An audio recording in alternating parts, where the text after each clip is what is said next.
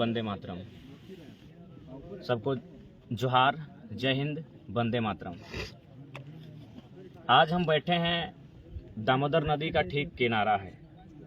दामोदर नदी जिसको कभी लोग अमृत नदी के नाम से जानते थे, देव नदी कहते थे, क्योंकि करोड़ों लोगों की लगभग जानों की रक्षा करती थी ये दामोदर नदी।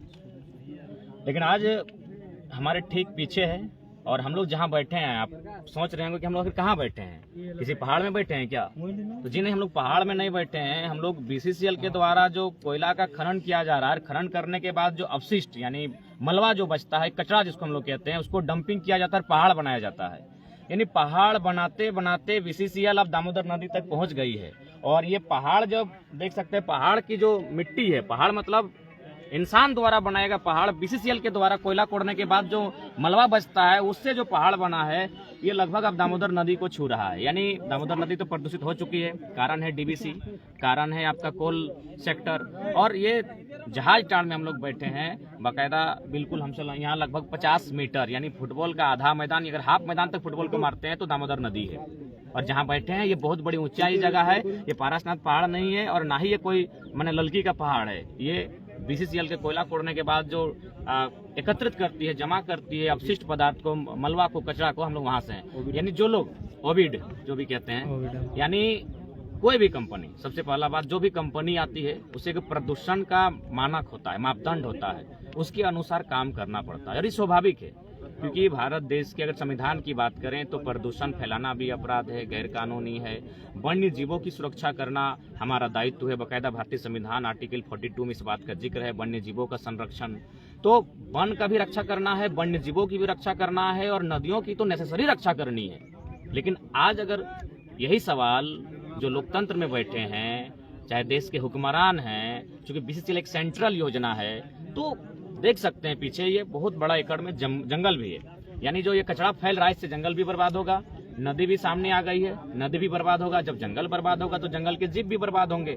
यानी वन्य संरक्षण की जो बात कही जाती है, वन्य जीवों के संरक्षण की जो बात कही जाती है, वो धज्जियां उड़ाई जा रही है। जो नदी को प्रदूषण से बचाने, इस भारत देश में केवल नदियों को कहने के लिए माँ कहते हैं, बाकी यहाँ सभी नदियां पवित्र हो चुकी हैं। लोगों के माने कृत्य के कारण, लोगों के कारनामे के कारण लगभग सभी नदियां अपवित्र हो चुकी है, गंदी हो चुकी है, मैली हो चुकी है।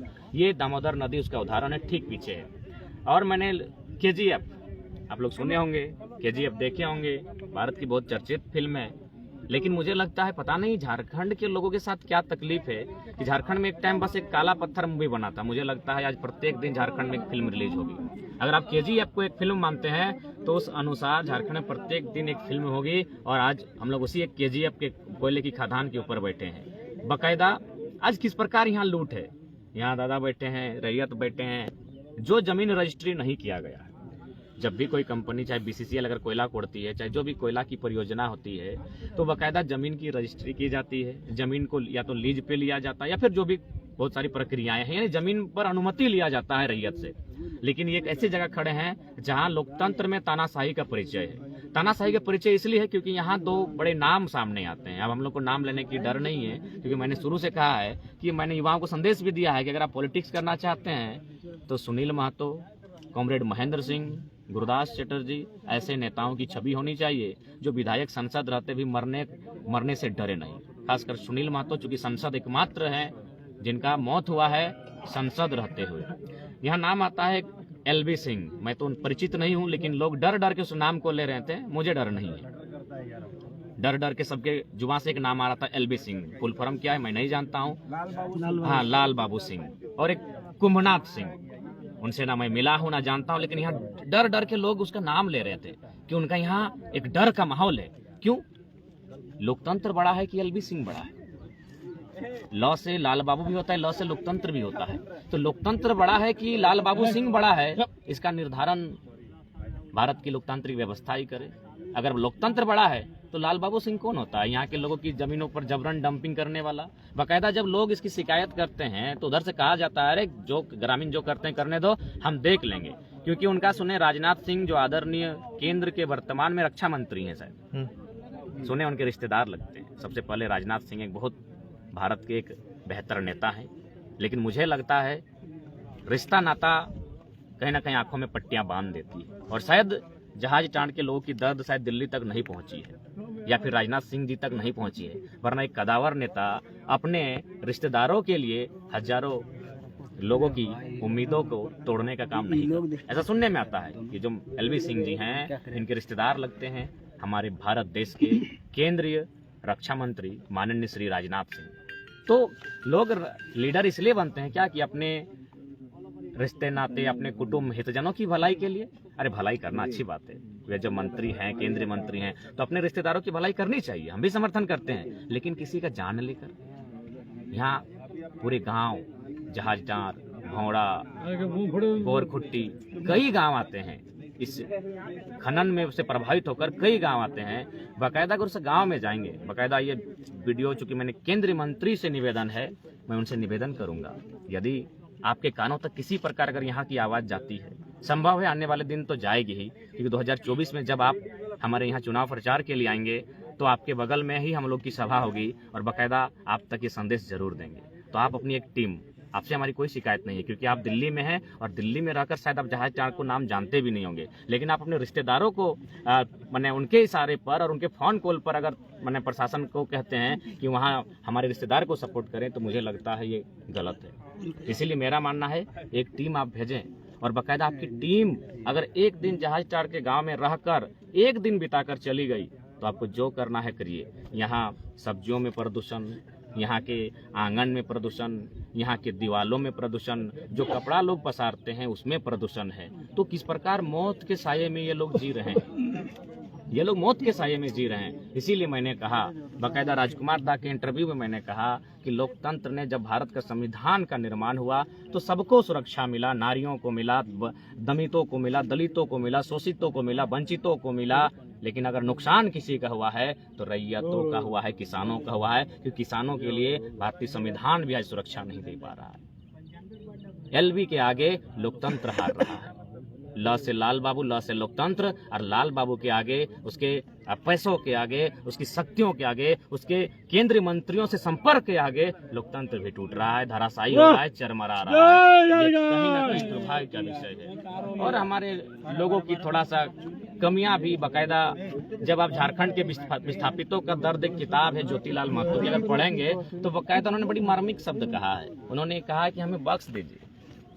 उन्होंने ज्योतिलाल महतो की किताब है झारखंड के विस्थापितों का दर्द, अगर उसको पढ़ेंगे तो उसमें उन्होंने बड़ा एक मार्मिक शब्द लिखा है कि हमें बख्श दीजिए, हमें छोड़ दीजिए, हमें जीने दीजिए, क्योंकि हम कालांतर से लड़ाई लड़ रहे हैं। आप नई लड़ाई लड़े होंगे, हमने कालांतर से लड़ाई लड़ी, अंग्रेजों से लड़ा।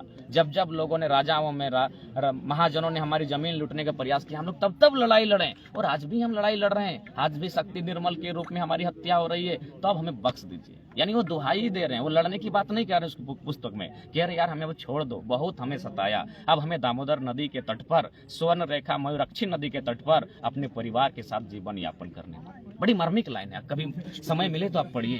तो इसलिए आज हम भी चाहते हैं, धनवान है, अच्छी बात है, आपके धन से हमें कोई नजर नहीं गड़ाए हैं, लेकिन आपने धन जो कमाया है वो जहाज टाँड़ की माटी से जो कोयला उत्पन्न हुआ है उससे कमाया है। आज जहाज टाँड़ पीछे जहाज टाँड़ गाँव भी है, आज वह गाँव मौत के साये में जीता है, डर के साये में जीता है।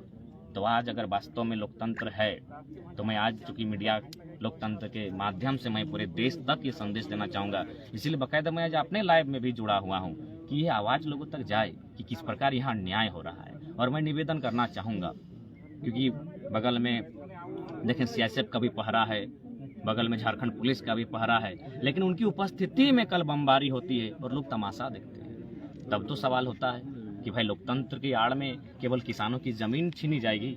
लोकतंत्र में क्या इतनी शक्ति है, कानून व्यवस्था में इतनी शक्ति है कि उसका गर्दन किसी माफिया, किसी भू माफिया, किसी कोयला माफिया, किसी दबंग के गर्दन तक जाएगा? वास्तव में अगर लोकतंत्र है और वास्तव में कानून की ढांचा है और कानून से अगर देश चलता है, जो कानून सबके लिए बराबर है, जो भारतीय संविधान आर्टिकल 14 भी बाकायदा कहता है विधि के समक्ष, कानून के समक्ष सभी लोग समान हैं, और वास्तव में अगर कानून सबके लिए बराबर है तो हम लोग देखना चाहेंगे कि माफियाओं की गर्दन तक हमारा कानून कैसे पहुंचता है। लोग कहते हैं कानून के हाथ बहुत लंबे होते हैं, ये कानून के हाथ कितने लंबे हैं जो माफियाओं की गर्दन तक पहुंचते हैं, हत्यारों की गर्दन तक पहुंचते हैं, और अभी फिलहाल उनकी गर्दन तक पहुंचे हैं जिन्होंने कल बमबारी किया है। प्रशासन की उपस्थिति में, सीआईएसएफ की उपस्थिति में, मजिस्ट्रेट की उपस्थिति में, थाना प्रभारी की उपस्थिति में कल बम फूटा है और ग्रामीण डर के साये में है, लेकिन बात बोलने वाला कोई नहीं। बाकायदा फिर से जानकारी देना चाहेंगे, ये जो हमारी ज़मीनें अधिग्रहण किया गया है, ये लगभग बिना रजिस्ट्री के किया गया है, बिना विस्थापित किया गया है, बिना मुआवजा दिए किया गया है, बिना हमें नियोजन दिए किया गया है। और कम से कम आप जो भी केंद्र की समितियां हैं, अगर इस गांव में अगर एक रात रह लेगी, एक रात भोजन कर लेगी, पानी पी लेगी, तो हम लोग आंदोलन नहीं करेंगे। हम लोग दामोदर नदी में नौका पकड़ के कहीं चल के बस जाएंगे।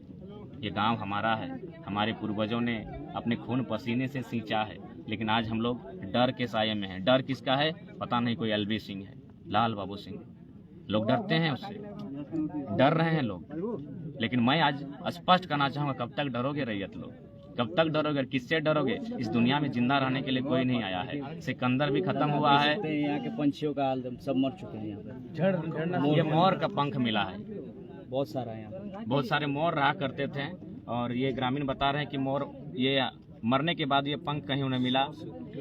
100 से 150 की संख्या में मोर समझ रहे हैं ना आप? हम लोग तो पढ़े थे कि the national bird of India आज भी है ना।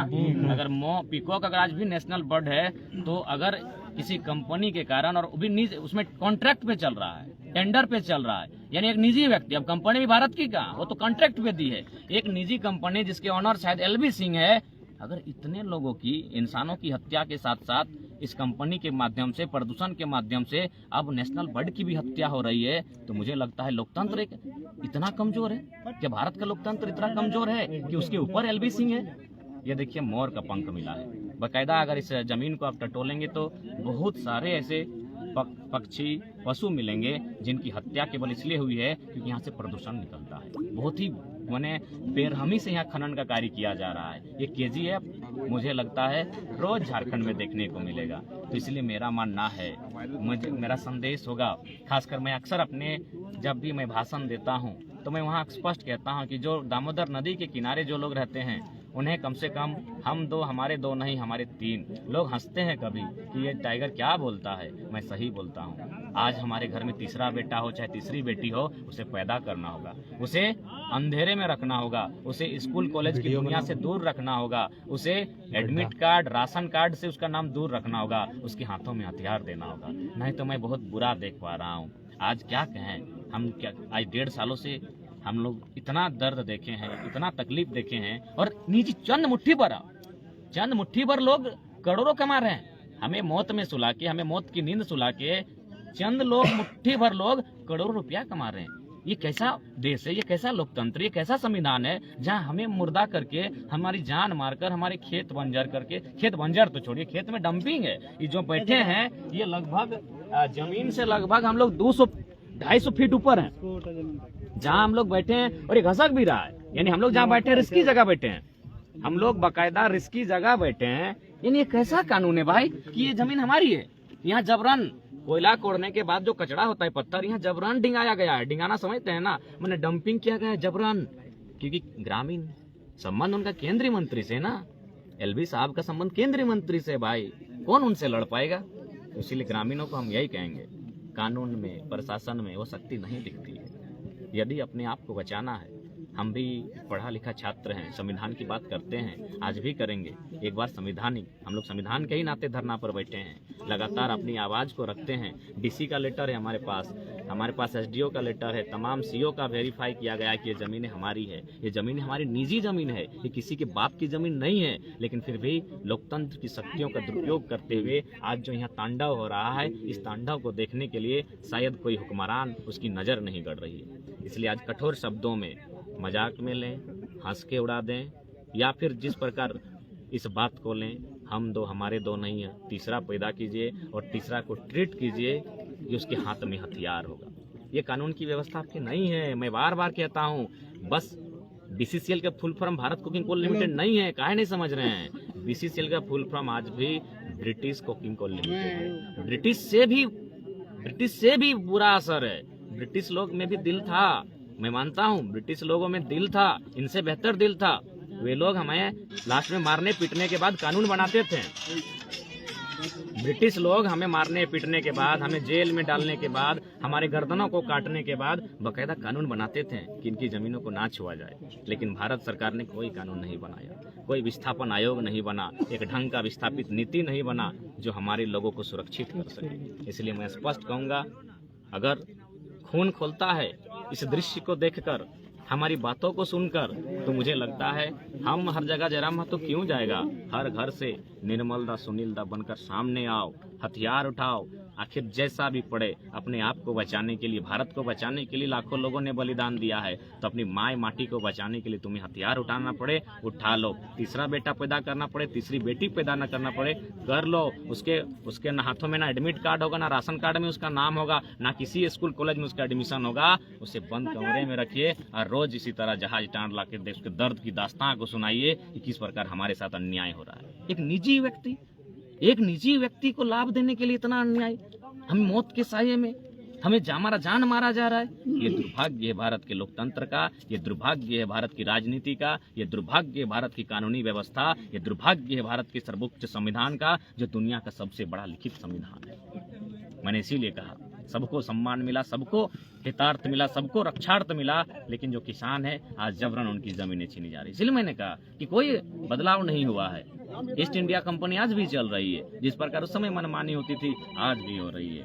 विशेष हम लोग यहाँ आंदोलन के माध्यम से पहुंचे हैं, मुझे लगा अपनी बात को रखना चाहिए, इसीलिए मीडिया के साथ साथ अपने लाइव पेज के माध्यम से हम इस बात को रख रहे हैं और उम्मीद करते हैं इस पीड़ा का अनुभव आप जहाँ से सुन रहे हैं, आप जहाँ बैठे हैं, आप इस पीड़ा का अनुभव कर रहे होंगे। जोहार झारखंड, जय झारखंड, जय हिंद, वंदे मातरम।